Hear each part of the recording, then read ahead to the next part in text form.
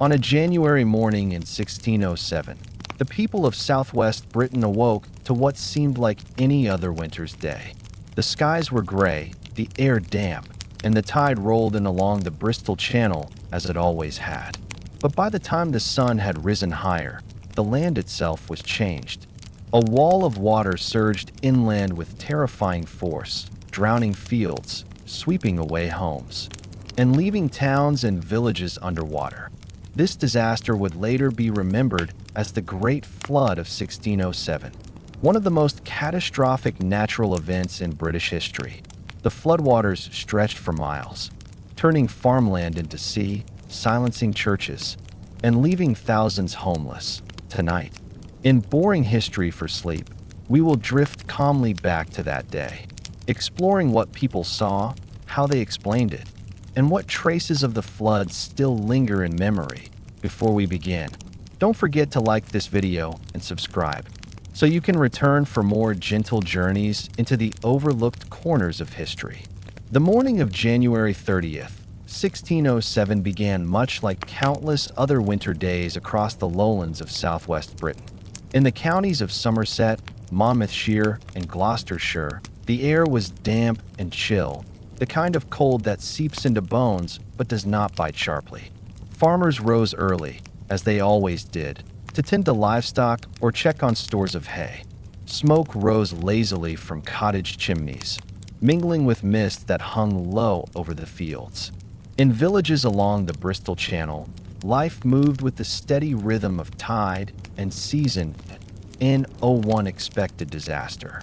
The sea was familiar, sometimes rough, but always part of the landscape. Tides had come and gone for centuries, bringing both danger and prosperity. Fishermen knew the patterns, farmers read the winds, and priests prayed against tempests. Yet this day offered no early warning. There was no sudden storm, no thunder of rain, only the sound of the tide creeping inland, steady as ever. Then, in what seemed like an instant, everything changed.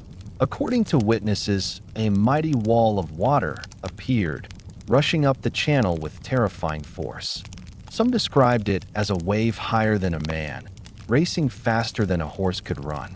Others said it seemed to rise from the sea itself, swallowing ships, smashing against riverbanks, and pushing inland with unstoppable power.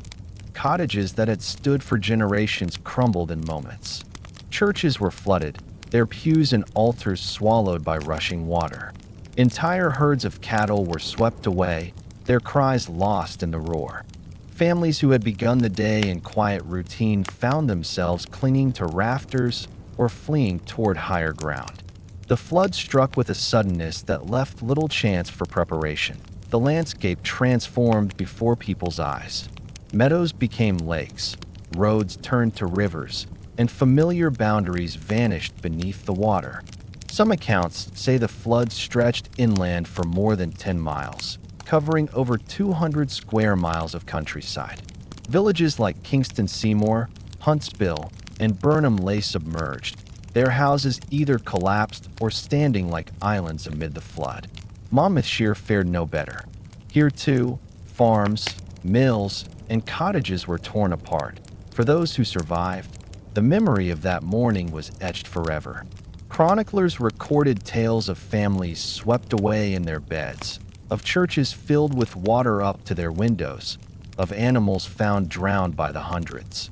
The devastation was so great that contemporary writers compared it to the biblical flood of Noah, seeing in it not merely a natural disaster, but a sign of divine wrath. The silence after the wave was as haunting as the roar itself. Where once fields had stretched green and fertile, there lay only brown water, littered with debris, timbers of houses, broken carts, thatch from roofs, and the bodies of animals.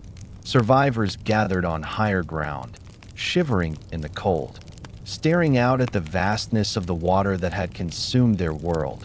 What made the Great Flood of 1607 especially terrifying was its unfamiliarity. Floods were known in Britain.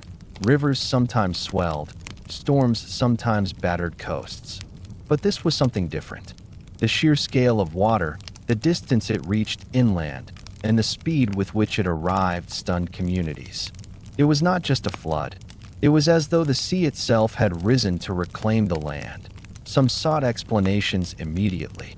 Priests preached that the flood was punishment for sin, a divine warning to repent. Farmers speculated about unusual tides, while sailors whispered of storms far out at sea that had sent waves surging inland. Centuries later, scholars would debate whether the flood was caused by a storm surge, a tidal bore, or even a distant tsunami. But on that January morning, explanations mattered little. What mattered was survival. As the waters settled, the true scale of loss became clear. Contemporary reports suggest that around 2,000 people died, though exact numbers remain uncertain. Entire families were wiped out, their names disappearing from parish records in a single day. Thousands more lost their homes, their livestock, and their means of livelihood. The flood was not just a natural event. It was a social and economic catastrophe that reshaped the region for years to come. And yet, amid tragedy, stories of survival also emerged. Some villagers escaped by clambering onto rooftops, where they waited for hours until boats came. Others saved neighbors by pulling them through windows as water surged. In one account, a farmer's wife floated for miles on the roof of her barn, eventually rescued downstream. These tales, preserved in chronicles and parish records, offered moments of hope against the overwhelming darkness by nightfall, as survivors gathered in churches or on dry hills. The shock of the morning gave way to grief. The great flood had transformed the landscape in hours, leaving scars that would endure for generations. For those who lived through it, that day would never be forgotten. Thus, the morning of January 30th, 1607 stands as one of the most devastating dawns in British history. It began in silence and ended in ruin, reminding all who survived of the sea's unpredictable power. When a disaster as sudden and vast as the Great Flood of 1607 struck, it left not only ruined houses and drowned fields, but also words, accounts written by those who lived through it, or by those who gathered the stories of survivors. These records, scattered across parish registers, pamphlets, chronicles, and private diaries, form one of the richest parts of our understanding. They preserve the shock, the grief, and the bewilderment of communities who saw their world swallowed by water. The earliest and most vivid records come from church parishes. In villages across Somerset and Monmouthshire, clerks dutifully wrote the names of the dead, often with notes indicating the cause. Mort by water, some registers say. In others, whole families appear, their entries clustered together in January 1607. To read these pages is to glimpse the human toll in stark numbers, but also in silences, families with no survivors left to carry their names forward. Pamphlets, widely printed in London and elsewhere, spread news of the flood across the kingdom. One titled A True Report of the Great Overflowing of Waters described the wave as a mighty wall, sudden and most violent, bearing down all before it. Such pamphlets combined eyewitness detail with moral reflection.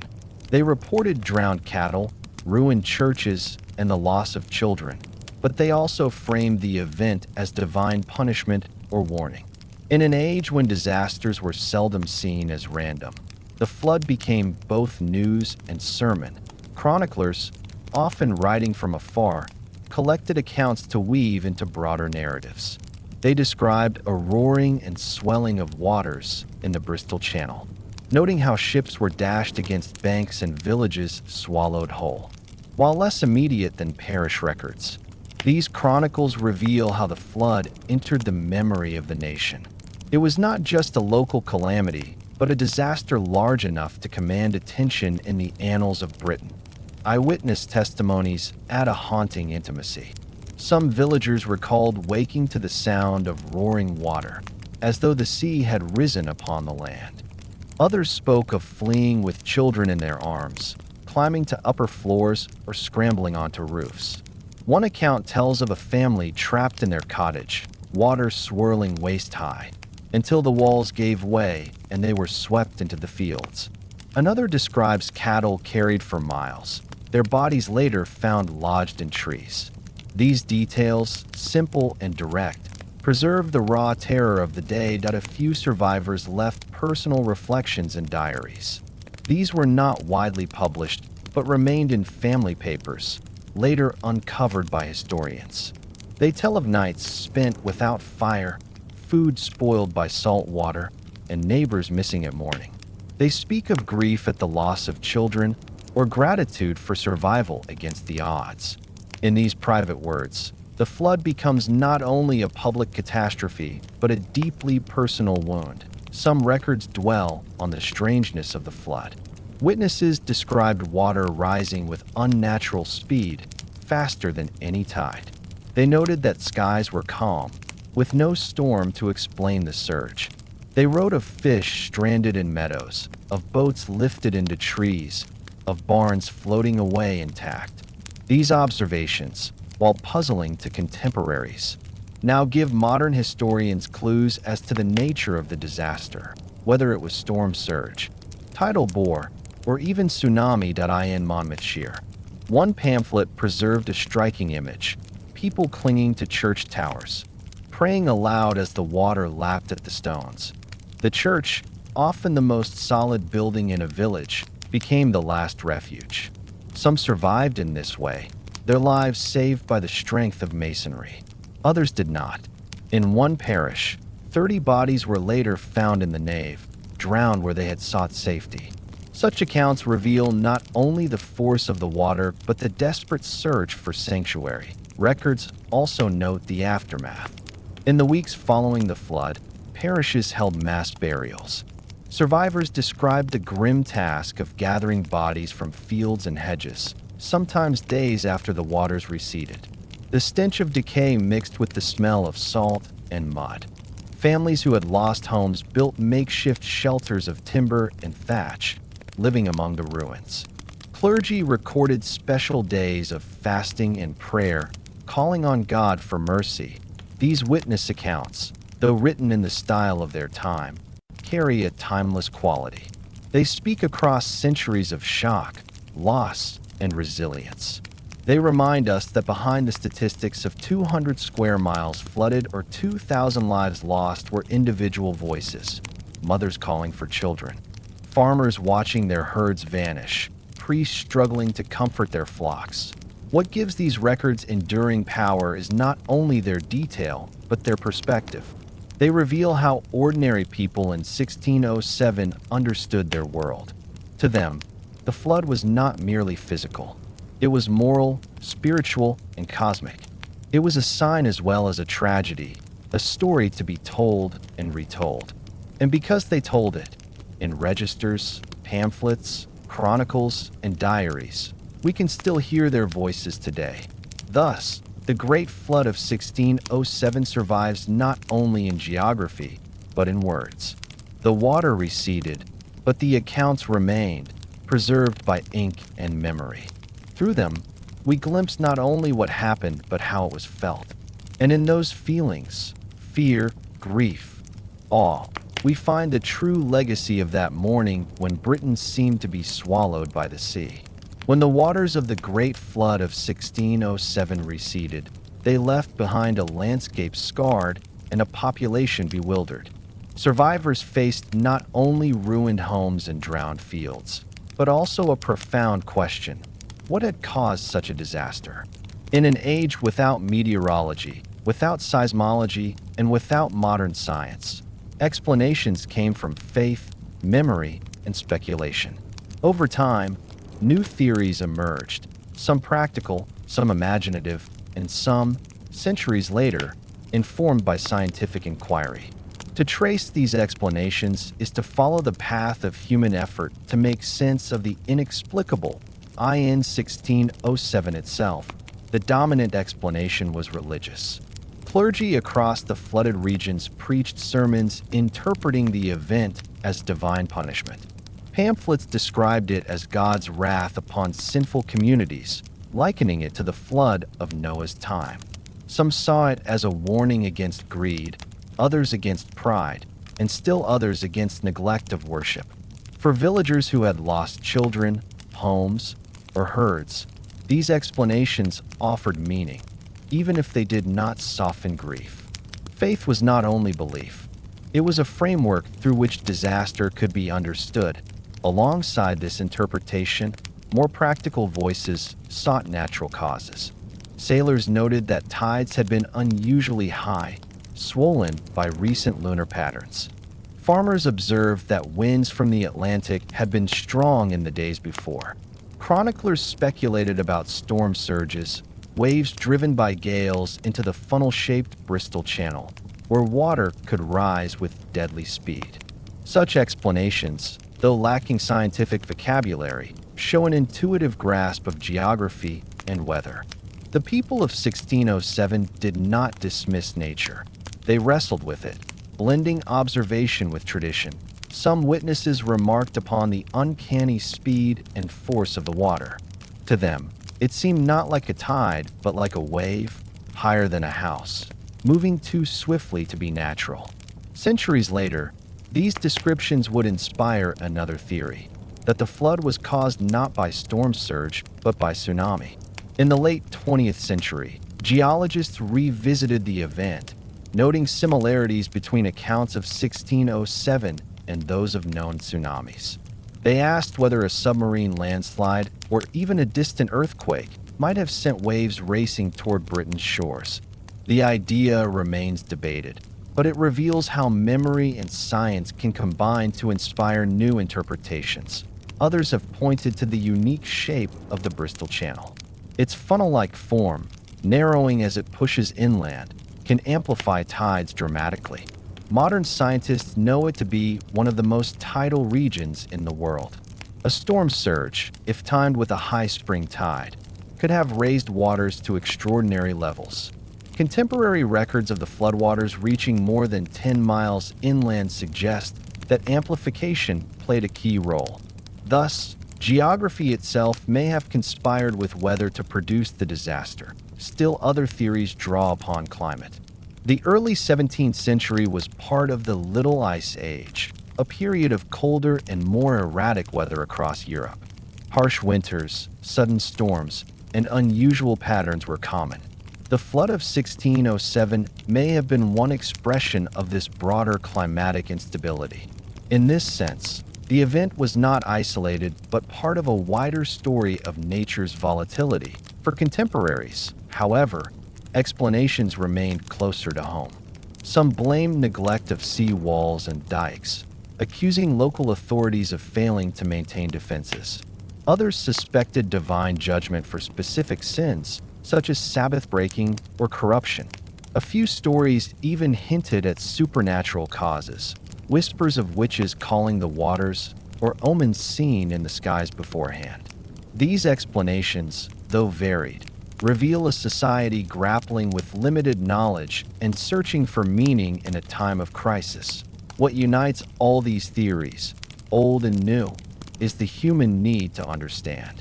Whether through faith, observation, or science, people could not accept the flood as mere chance. To label it punishment, to call it storm surge, to study it as tsunami, each is an attempt to bring chaos into order, to transform terror into narrative. The Great Flood of 1607 thus lives not only in records of damage, but in centuries of debate. Its explanations reflect the evolution of human thought, from divine wrath to natural forces, from folklore to geology. And in each theory, we glimpse the same desire, to make sense of water that rose too swiftly, too high, and too mercilessly to be forgotten. When we speak of the Great Flood of 1607, it is tempting to think first of landscapes, fields drowned, churches ruined, rivers and seas merging into one. Yet the truest measure of the disaster is not the water that surged across 200 square miles, nor the walls and dikes that failed to hold it back.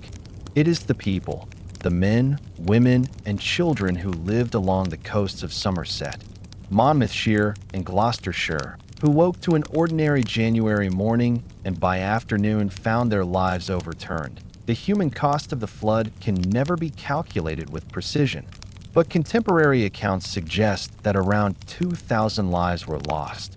For the early 17th century, this was a staggering toll, a devastation comparable to war or plague. In villages where populations numbered only a few hundred, the loss of dozens in a single morning was catastrophic. Parish registers bear silent witness. Whole families entered within days of one another, some with marginal notes indicating perished in the flood. These entries, still visible centuries later, tell of grief that was sudden, overwhelming, and shared.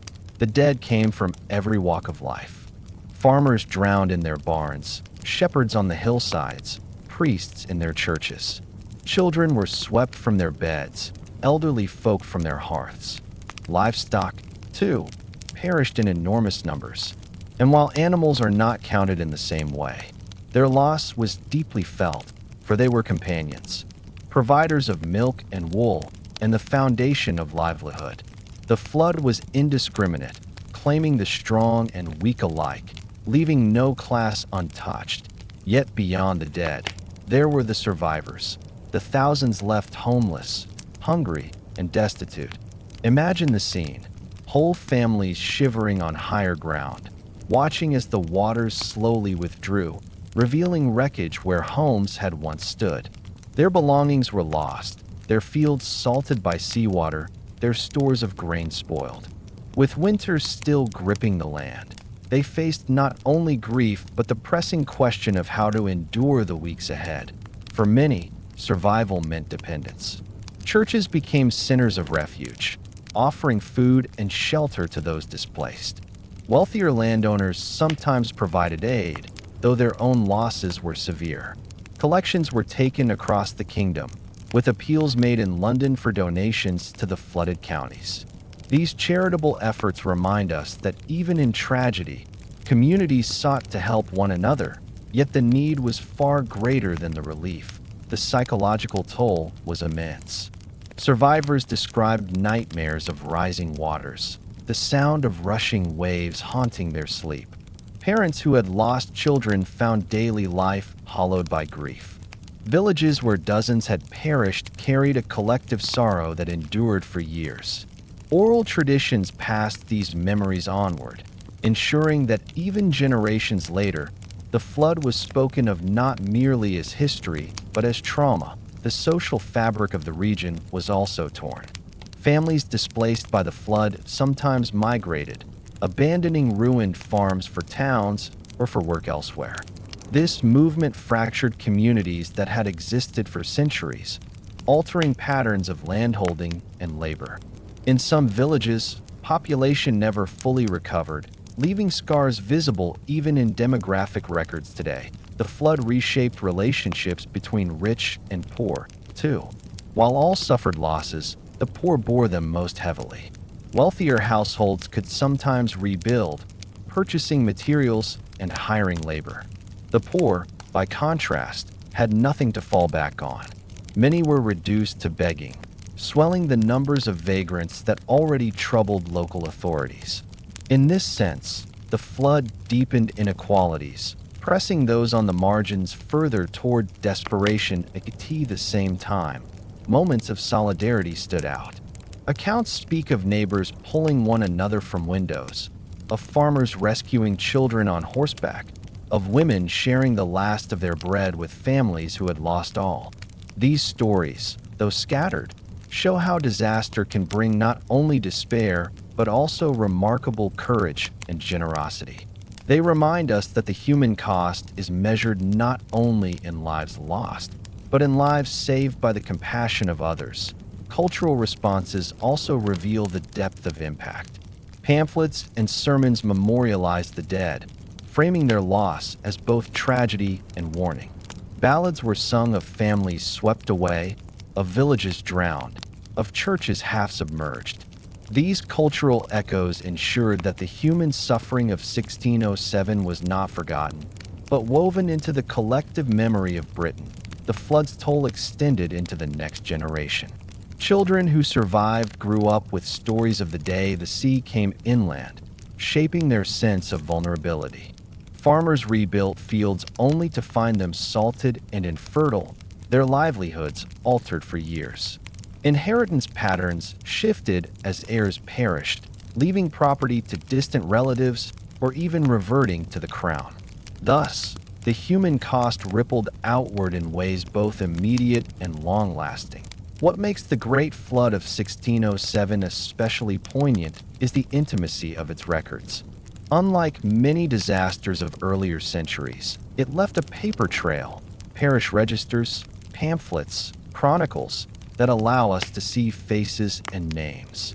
We can trace the stories of specific villages, sometimes even specific households, piecing together the lived experience of catastrophe.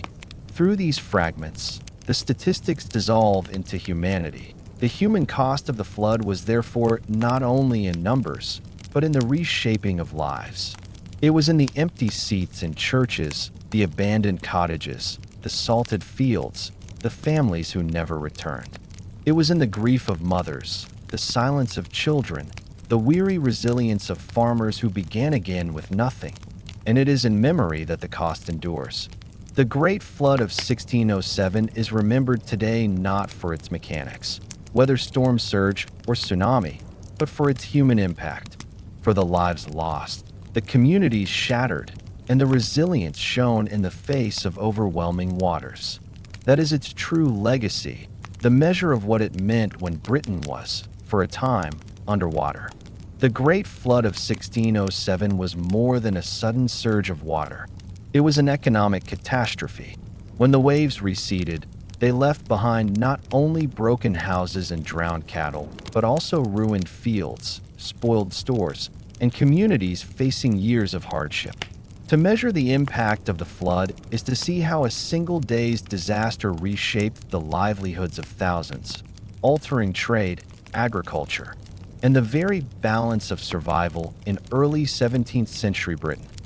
Agriculture was the backbone of the affected regions, and it was here that the damage was most severe.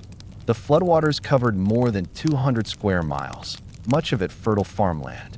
Salt water from the sea swept across meadows and fields, killing crops and poisoning soil. Barley, oats, and wheat that had been stored for winter were destroyed in barns, either soaked beyond use or swept away entirely. In some villages, hayricks, so vital for feeding livestock, floated like rafts before dissolving into sodden heaps. The immediate loss was devastating, but the long-term effect was worse. Salt left in the soil rendered land infertile for seasons to come. Farmers who had once lived securely suddenly faced years of reduced harvests. Livestock losses compounded the crisis. Cattle, sheep, pigs, and horses perished by the thousands, drowned in stalls or swept away in fields. Contemporary pamphlets speak of carcasses littering the landscape, a grim reminder of wealth lost. For farming families, animals were not only food but capital. A cow represented milk, butter, and calves. A horse was essential for plowing and transport. Sheep gave wool as well as meat. To lose them was to lose the foundation of livelihood. Recovery could not be swift. Rebuilding herds required time, money, and pasture that was now ruined. The fishing trade, too, suffered. Boats were smashed against riverbanks, nets lost, harbors choked with debris. Fishermen who survived found little solace, for the same waters that had fed them had turned destructive. Some rivers, once reliable for salmon or eels, became clogged with silt after the flood, reducing yields for years. Coastal communities that had long relied on a balance of farming and fishing found both pillars weakened at once. Economically, the flood sent shockwaves through local markets. Grain prices soared as supplies dwindled, and what little remained was hoarded or sold at inflated rates. In towns, bakers struggled to keep ovens lit, while poorer families went hungry. Parish records describe riots and quarrels over bread, echoing the unrest seen in later famines. Livestock prices rose sharply, too, as surviving animals became precious. For ordinary people, the flood meant not only grief, but a relentless rise in the cost of living. Trade routes were disrupted as well. Roads, bridges, and fords lay underwater or were washed away, cutting off villages from one another. The Severn estuary, a crucial artery for commerce, became treacherous. Ships that had once carried goods inland faced damaged harbors and altered currents. Merchants complained of delays, while markets that depended on coastal transport struggled. What was once a thriving channel of exchange now became a symbol of uncertainty. The economic impact extended beyond the flooded counties. London and other cities heard quickly of the disaster through printed pamphlets, and collections were organized to send relief. Donations came, but they could not replace lost harvests or drowned herds. Meanwhile, the loss of exports, wool, grain, and fish affected broader markets, reducing trade revenues for the crown itself. In this way, the flood reminded rulers that local disasters could ripple outward into national concerns. Agricultural recovery was slow and uneven. Some farmers experimented with new crops less sensitive to salt, while others abandoned ruined fields altogether. Orchards suffered particularly, for apple and pear trees could not survive prolonged immersion. Vineyards, modest but significant in some areas, were destroyed. Families that had built their lives around generations of farming suddenly faced choices: to rebuild, to adapt, or to leave. Migration followed, as some sought work in towns or with relatives elsewhere. The Crown and local authorities faced immense pressure. Landlords, who relied on tenant rents, often found payments impossible to collect. Some remitted dues temporarily, while others pressed their tenants regardless, deepening resentment. Parish relief funds were strained beyond measure, forcing communities to rely on external charity. This widened the gap between rich and poor, for wealthier landowners could cushion losses, while smallholders and laborers slid into poverty. Long term, the flood altered patterns of landholding. Some ruined farms were consolidated into larger estates as desperate families sold or abandoned their plots. Wealthier landlords expanded their holdings, while the poor became wage laborers. Thus, the flood not only destroyed crops, but reshaped the social landscape of rural Britain. Beyond economics, there was a psychological cost tied to livelihood. Farmers who had prided themselves on self-sufficiency found themselves dependent on charity. Merchants who had prospered from coastal trade saw their fortunes decline. A sense of vulnerability spread, for if the sea could so easily undo centuries of labor, what security could anyone claim? The memory of the flood haunted future generations, shaping attitudes toward risk, resilience, and providence. In the longer perspective, the Great Flood of 1607 became a lesson in the fragility of economies tied so closely to nature. It underscored how quickly prosperity could collapse, how a single surge of water could erase years of toil. Later governments, recalling such disasters, encouraged better sea defenses and more careful management of grain reserves. Farmers, too, carried forward the knowledge, investing in stronger barns, higher dikes, and more varied crops where possible. Thus, the economic and agricultural impact of the flood was both immediate and enduring.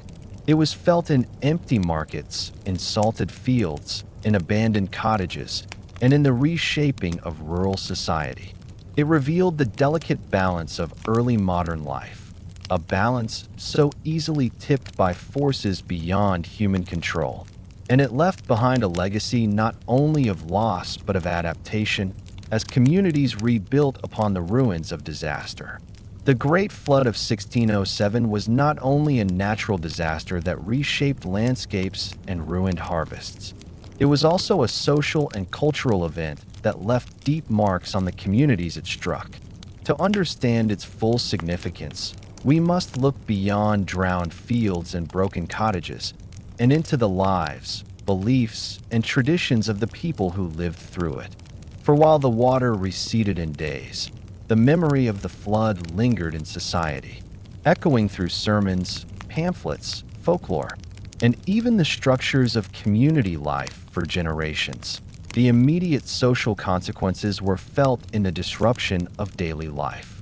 Villages that had long been stable communities suddenly found themselves scattered.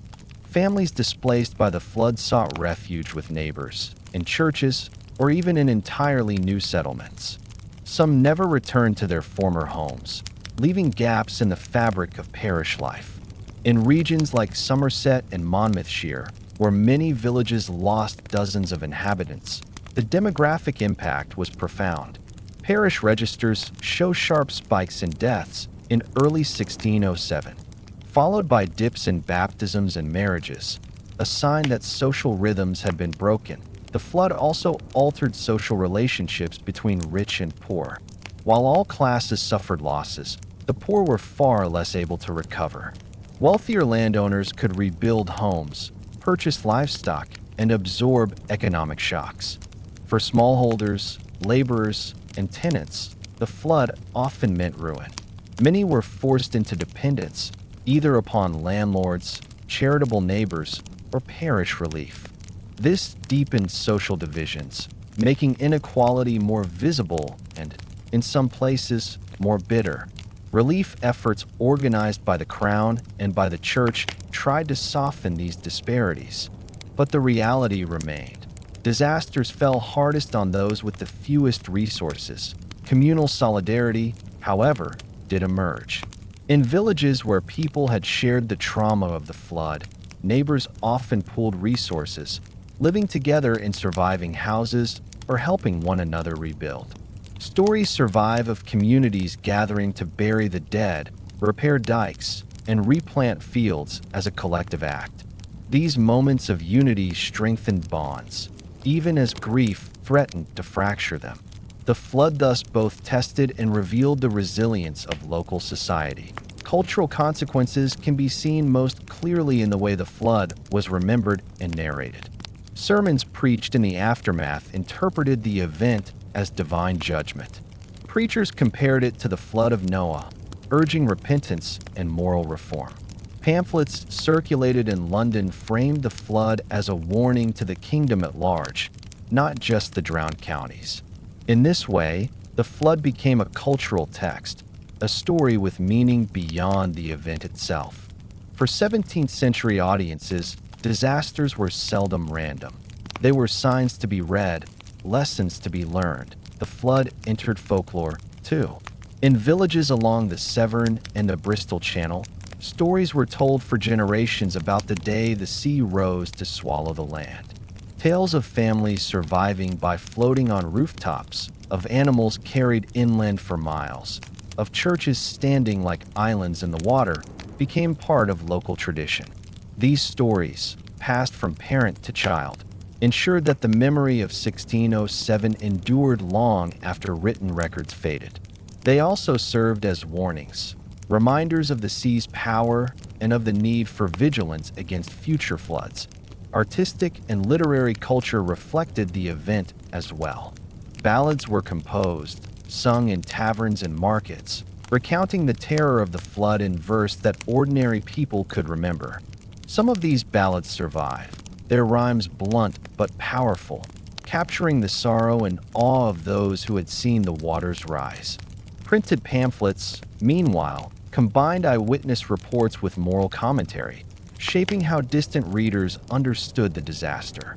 These publications spread the story far beyond the flooded counties, embedding it into the national consciousness. Architecture and landscape also carried cultural consequences. Surviving churches sometimes bore marks of the flood, with lines of water damage visible on walls long afterward.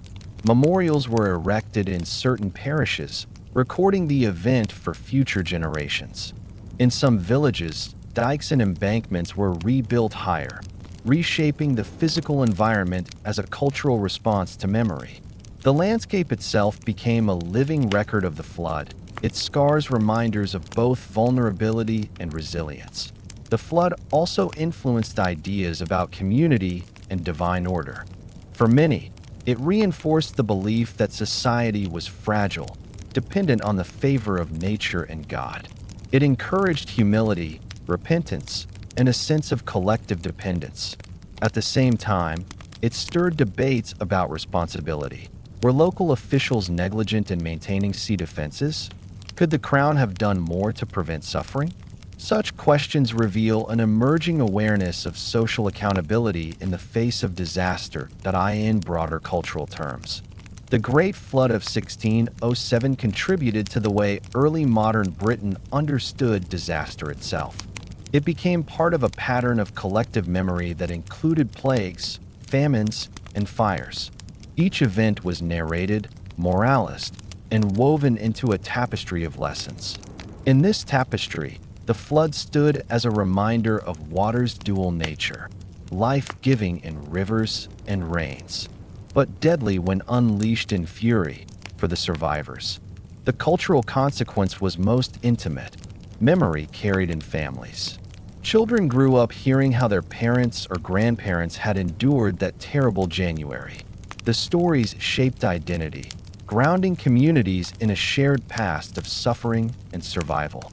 To this day, local traditions in parts of Somerset and Wales still recall the Great Flood, showing how cultural memory outlasts centuries. Thus, the social and cultural consequences of the Great Flood of 1607 were as enduring as its economic ones.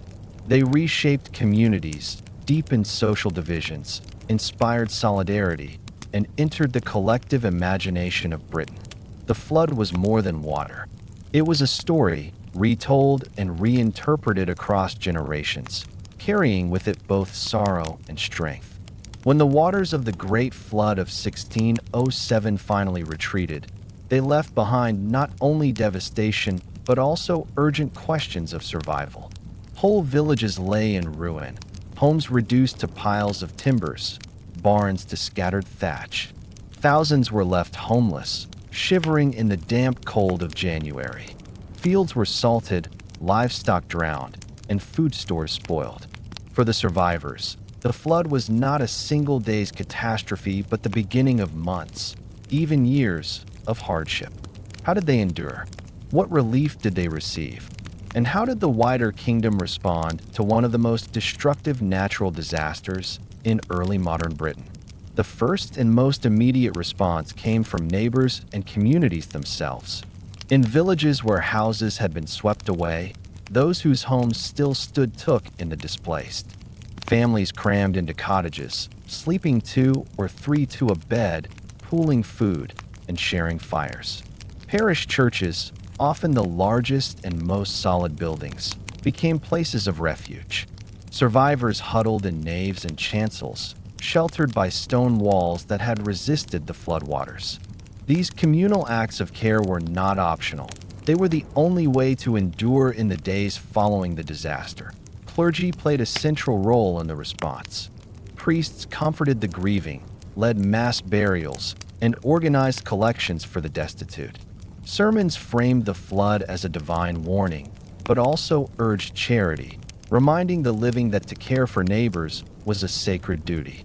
Some parishes established special funds for flood victims, a burden carried by wealthier parishioners.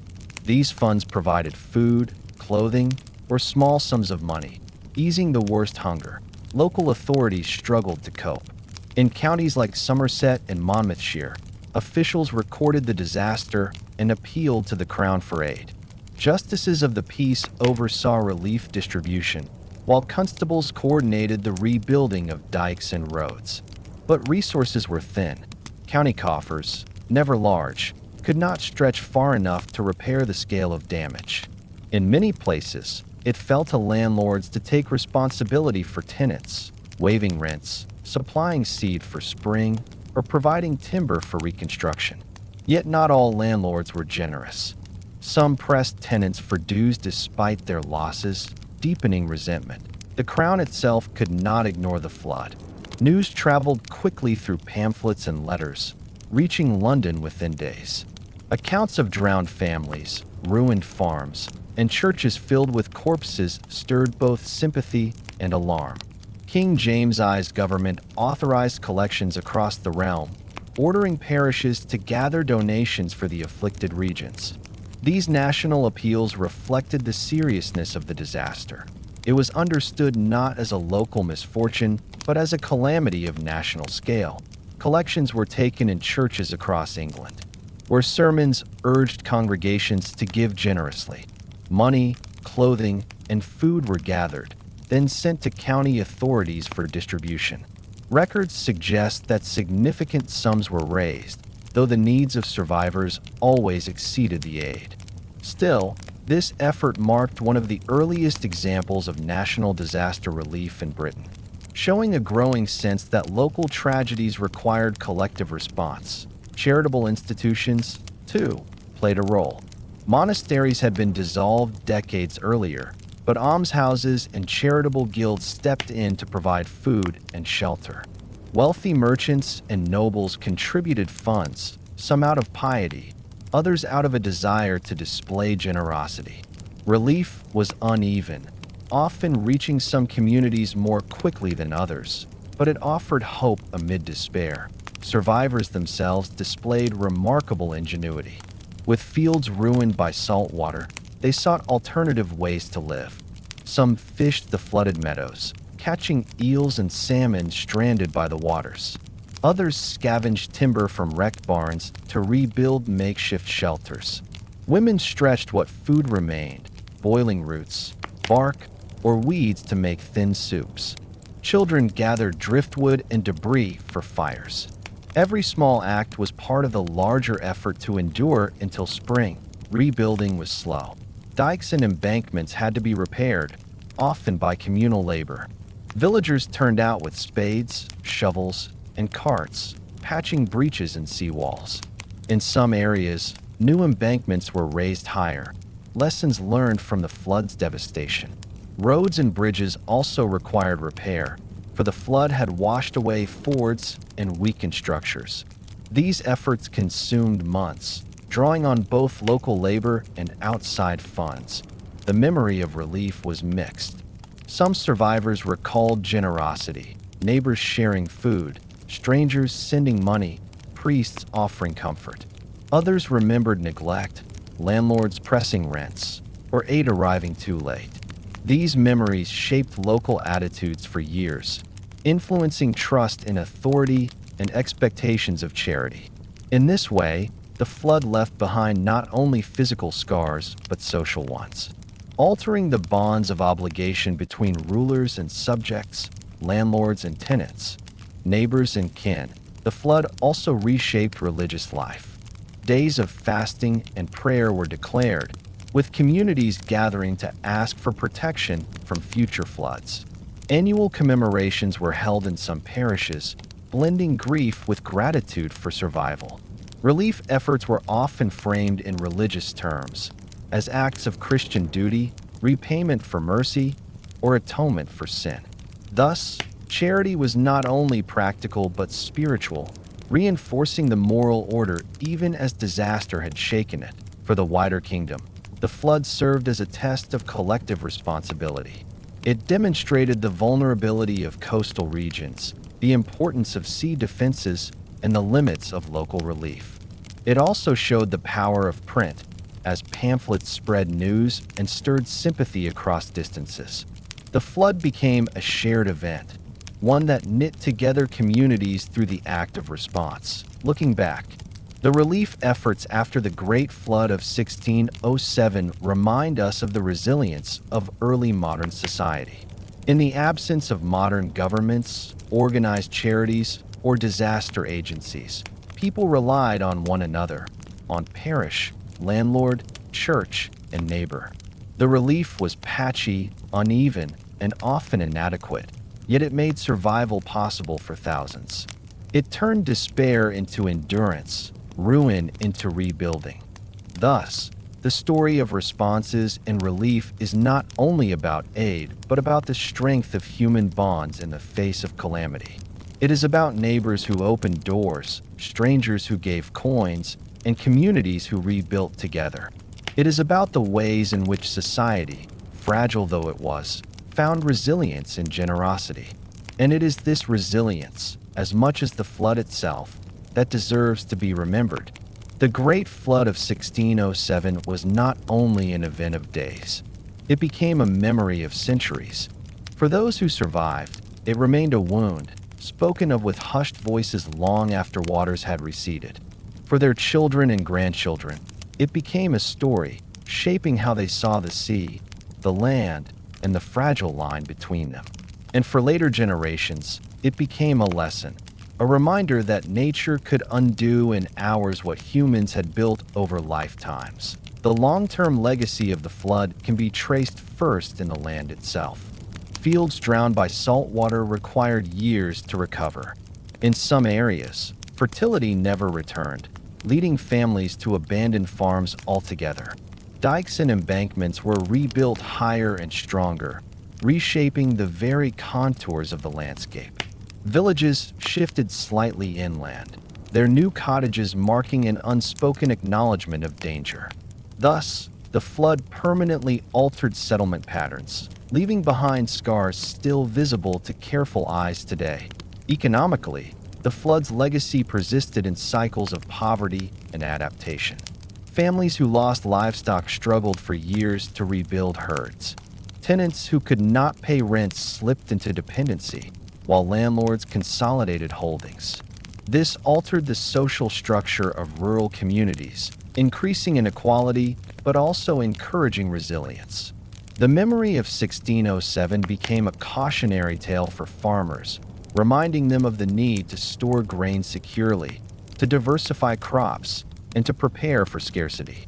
In this way, the disaster indirectly fostered new habits of prudence. Culturally, the flood entered folklore and memory. In Somerset, Monmouthshire, and Gloucestershire, it was remembered as the Great Drowning. Families told stories of ancestors swept away or saved by chance. Oral traditions kept alive images of floating barns, drowned cattle, and churches filled with water. These stories served not only as memory, but as warning, passed down to caution against building too close to the sea or ignoring the strength of tides. Even centuries later, echoes of these tales persisted in local traditions, anchoring the flood within community identity. Religiously, the flood's legacy was one of awe and humility. Sermons preached in its aftermath framed it as a divine sign, and these interpretations lingered. Annual days of fasting and remembrance were observed in some parishes. Memorials were inscribed in churches, marking the high water lines as both record and warning. For generations, worshippers entered those buildings and saw the evidence of water carved into stone, a reminder that faith must stand even when walls could not. Politically, the flood influenced attitudes toward responsibility and governance. Though early modern states lacked modern disaster agencies, the national collections organized by the Crown set a precedent. The idea that distant communities should aid one another in times of catastrophe became more firmly established. Later disasters, whether flood, fire, or famine, drew upon this precedent. In this sense, the Great Flood of 1607 was part of the slow evolution of collective responsibility in Britain. The flood also influenced thought about nature and science. For centuries, people debated whether it had been a storm surge, a tidal bore, or even a tsunami. These debates encouraged closer attention to natural phenomena, linking observation with explanation. Though modern science was still young, the flood spurred curiosity, leading future generations to study tides, storms, and coastal geography with greater care. Thus, the disaster became a chapter in the longer story of humanity's attempt to understand the forces that shape our world. The legacy of 1607 lies, too, in its lessons. The first and most obvious is humility, the recognition that human structures, no matter how sturdy, can be undone by nature's power. Dikes, cottages, churches, all fell before the sea. The second lesson is resilience, the knowledge that communities can endure, rebuild, and adapt, even after catastrophe. And the third is memory, the importance of preserving stories and records, so that future generations may learn from past suffering. Modern historians and geographers continue to study the flood, not only for its historical interest, but for what it teaches about vulnerability. In an age when coastal flooding remains a danger, the story of 1607 is more than distant memory. It is a reminder of risks still present. The lowlands of Somerset and South Wales remain exposed to tidal surges, and the lessons of the past continue to guide present planning. Sea walls are built higher, flood defenses stronger, but the memory of 1607 whispers that complete safety is an illusion. For local communities, the legacy endures an identity. The flood is part of the story of who they are, a shared trial that binds past to present. To walk in those counties today is to walk over land that remembers, land that once lay beneath the sea. For historians, the flood is a window into early modern life, revealing how people responded to disaster, how they explained it, and how they rebuilt afterward. In the end, the Great Flood of 1607 is remembered not only for its destruction, but for the lessons it carried. It taught humility before nature, resilience in the face of ruin, and the necessity of memory. Its waters drowned fields, but its legacy endured in minds and communities. To recall it now, centuries later, is to honor the endurance of those who lived through it, and to remind ourselves that history is not only kings and battles, but floods and survival.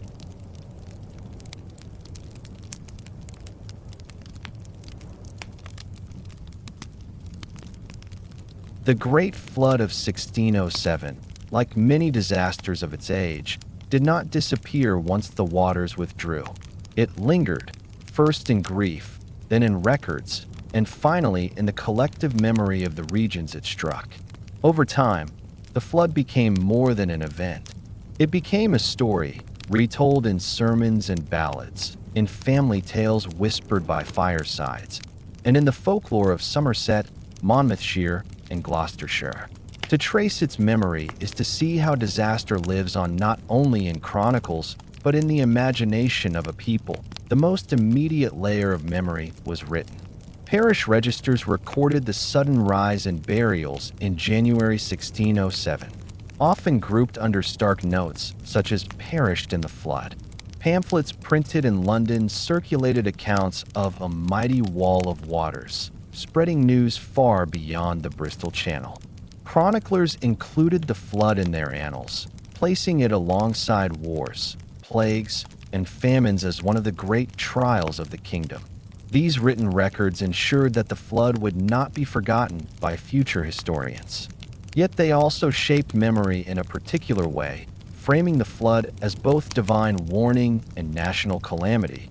But written words were not the only carriers of memory. Oral tradition preserved details that official records ignored. In villages, elders told children of the day when the sea rose without storm, when cattle were carried away, and when families clung to church towers for safety.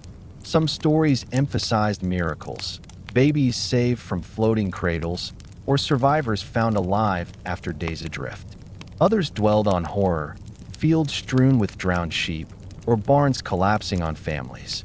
These tales were repeated for generations, becoming part of local folklore. Folklore often blended fact with imagination. In Somerset, tales arose of ghostly bells tolling under the sea, said to be the sunken churches of drowned villages. In Monmouthshire, some spoke of phantom processions seen on misty mornings, thought to be the spirits of those lost in the flood. Whether believed literally or not, such stories reflected the deep mark the flood had left on the cultural landscape. They gave voice to grief, transforming loss into legend. Ballads and songs also carried the memory. Printed broadsides told of the Great Drowning, their verses simple enough to be sung aloud in taverns and marketplaces. These songs spread the memory beyond the flooded counties, allowing people who had never seen the Severn or the Bristol Channel to share in the story. Music gave shape to sorrow, turning catastrophe into rhyme and rhythm that could be remembered long after prose pamphlets were forgotten. Sermons ensured that memory remained moral as well as historical. Preachers used the flood as an example of divine power, reminding congregations that repentance was necessary to avoid further judgment. Annual days of fasting and prayer were held in some parishes, keeping alive the memory of 1607 as a moment of warning. For communities already steeped in a worldview that saw God's hand in natural events, the flood was not merely history, but theology. Material traces reinforced memory, too. In certain churches, water lines left by the flood were preserved, dark stains on stone that parishioners could see for generations. Some churches carved inscriptions to mark how high the waters had risen. These physical reminders made the flood part of sacred space, ensuring that each new generation who entered those buildings would be confronted with the evidence of nature's force that in family memory. The flood became a reference point. Survivors told children and grandchildren how they had endured. Inheritance patterns, altered by the deaths of heirs, carried the flood's effects into legal records and family lore alike. Some families preserved objects, clocks, books, or tools that had survived the flood, imbuing them with meaning as relics of endurance. In this way, memory was not abstract but tangible, tied to possessions, land, and kinship. Over centuries, the flood's place in history and folklore shifted. By the 18th century, it was remembered less as divine punishment and more as extraordinary natural disaster. In the 19th century, antiquarians collected stories of the flood, fascinated by its scale and by the folklore that had grown around it. In the 20th, scientists debated whether it might have been a tsunami, giving new shape to an old memory. Each era reinterpreted the flood according to its own concerns. Sin and judgment in the 17th century, curiosity and science in the modern. Yet folklore has often proven more enduring than science. Even today, in some coastal communities, the Great Flood is recalled in local lore as the time when the sea came inland. Tour guides tell visitors of drowned fields. Villagers repeat stories of floating barns. And local histories highlight the catastrophe as a defining moment.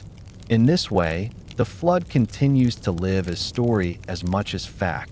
The memory of 1607 also influenced how later floods were perceived.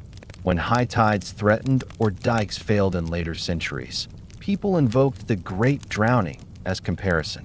The flood became a benchmark, the worst-case scenario against which all other floods were measured. Its memory thus shaped expectations, fears, and preparations for generations afterward.